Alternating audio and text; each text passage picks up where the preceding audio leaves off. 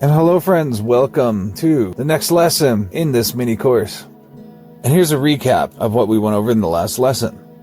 The types of products you should be utilizing for sale, but also services which allow you to generate significant income even with a small audience. So today's session we're going to go over how to conduct your first online coaching session. So let's begin. In this video, I'm going to share with you a simple step-by-step guide on how to go about providing coaching services on YouTube. And coaching services can be one of the most lucrative ways to make money from your YouTube channel. And the best thing about offering coaching services is that it allows you to generate significant income even with a smaller audience. So you don't have to wait for monetization on YouTube. You can start coaching people before you even reach 1,000 subscribers. Should you become a coach? I would say it's actually a good idea for you to become a coach if you have a skill that you want to share with people and you want to help people improve a specific area of their lives, whether it's business, fitness mindset, or whatever it is you want to coach people on. There are 3 things that you need to keep in mind when deciding to become a coach. The first thing is the ability to clearly convey ideas and provide feedback. So since you're going to be coaching people and helping people, they need to understand your ideas, or whatever it is you're trying to communicate to them. You should be able to clearly communicate your ideas or your thoughts, and you should provide feedback. For example, if you're trying to help someone grow a YouTube channel, you should be able to look at their YouTube channel and recognize the areas that should be improved. That is an example of giving feedback to a client. So maybe you can look at their thumbnails, their titles, and how they're doing their search engine optimization. And you can look at those areas and give them feedback on what they can improve on. The second thing you need is the ability to listen attentively and empathetically. That means whenever your client is speaking, always pay attention and listen to what they're saying.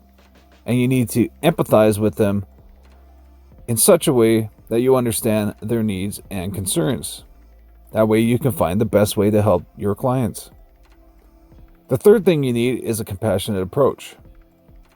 You need to be patient and understanding with clients as they learn and grow, because sometimes clients might be slow at learning and adapting what you're teaching them. So you need to be understanding and try to move at their pace, because your goal is to get them to the end of the coaching session.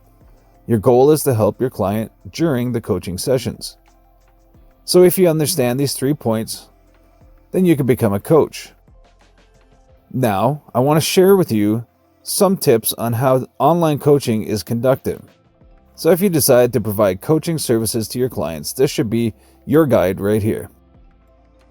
I want to share with you some things that you need in order to make this work. The first thing that you need is a communication platform. So you can use platforms like Zoom, Microsoft Teams, Google Meet, or Skype to conduct live video sessions with your client. These tools offer features like screen sharing. If you have some slides or presentations that you want to share with your client, like I'm doing right here, you can do that. Or if you want to share some notes or you want to write down something, you can do that with virtual whiteboards. You can also just record yourself speaking to the client one-on-one. That brings us to content delivery. So that's how you're going to deliver your content. Like I said, you can share your screen to present slides, documents, or illustration ideas. You can also draw diagrams with a virtual whiteboard. And another thing you can do is brainstorm ideas with your client in real time. Another thing you need to keep in mind is if you have to share some files, you can share them through cloud storage services like Google Drive, Dropbox, and you can provide access to worksheets and reading materials to help your client achieve the results. Another thing you need to think about is how you're going to structure your sessions. So you can conduct a one-on-one coaching sessions or group sessions where you coach more than one person at the same time. Just make sure that whatever type of session you're doing, always interact directly with your clients and answer questions and provide real-time feedback. It's very important for you to give your clients practical tasks or exercises to complete between sessions to reinforce learning. You need to make sure that your clients are actually learning and improving themselves. Finally, after each session, you need to provide detailed feedback on the client's performance. You also need to highlight the strengths and areas of improvement because it's important for you to make sure that your client is improving while working with you. So always make sure to offer support between coaching sessions through messaging apps, whatever app you like to use for messaging or email, to help with any immediate questions or challenges that the client faces. And that's it for this lesson, folks. Today, we went over how to do your first session of coaching online. Now, in our next session, we will follow up with another way of how to utilize your YouTube channel to make money online. Stay tuned for the next lesson. Cheers.